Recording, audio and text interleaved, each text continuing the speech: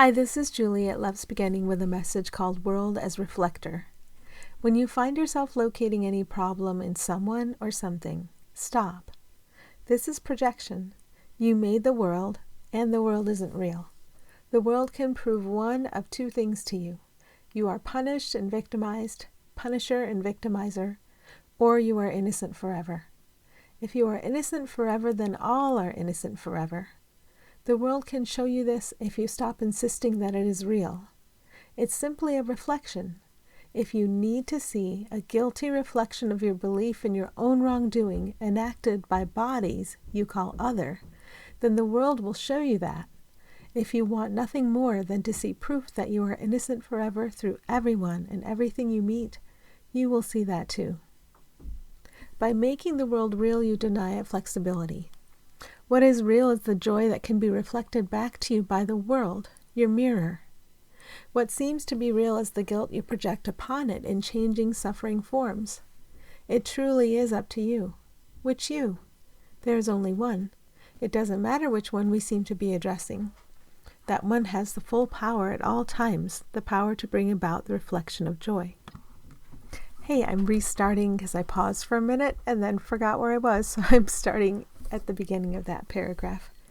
By making the world real, you deny it flexibility. What is real is the joy that can be reflected back to you by the world, your mirror. What seems to be real is the guilt you project upon it in changing, suffering forms. It truly is up to you. Which you? There is only one.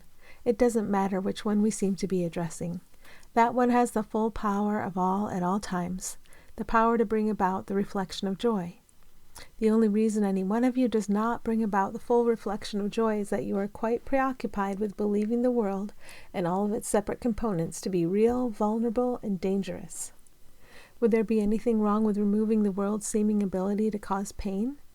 You have been using the world as a middleman, a canvas to project your pain outward.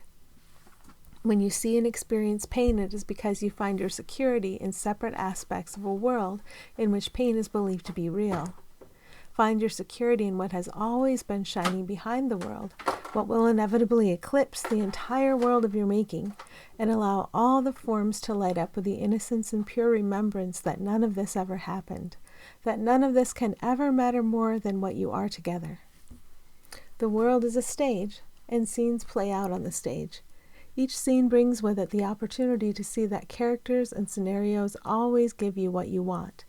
You can want the unreal of opposites and threat and vulnerability to look real, to find your security in separate aspects of that, or you can want to remember the true nature of all, to have the world be used as a canvas to show you what is real. Let's say you're playing in a scene where it seems as if someone has judged you. How does this give you what you want? If you want to see the separate you as more real than the joined with all and innocent you, pain seems to prove that separate you is real. Death seems to prove that all the separate yous are real. So when an other seems to judge you, it's only a reflection of the torment you feel inside because you believe something. You believe the fantasy world you made is real. You believe you are a separate aspect, and you believe separate aspects of this world can come at you and damage you emotionally and physically. When it seems that others judge you, you have to go in to get their judging undone because it is ultimately yours being reflected back to you. When you go in to observe, you can access your torment, your belief that this world is real. When you keep looking with a willingness to remember, you can see the joy that you are is an identity you share with all, no exceptions possible, and you can allow this to come online. You can declare this joy as foundation for your world without making any exceptions. Every experience of judgment, whether it seems to be yours or someone else's, is always yours. If you can be hurt by it, it is a reflection of your certainty that the unreal is real. Go in to remember and allow the joy you are to come online. It is up to you, each one of you, because each little you is the joined you of all and has the power of the joined you. You access this benign and harmonic power by wanting to remember the reality of yourself beyond all else.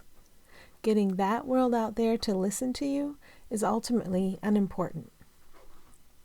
Allowing the world to reflect your joy back to you is everything.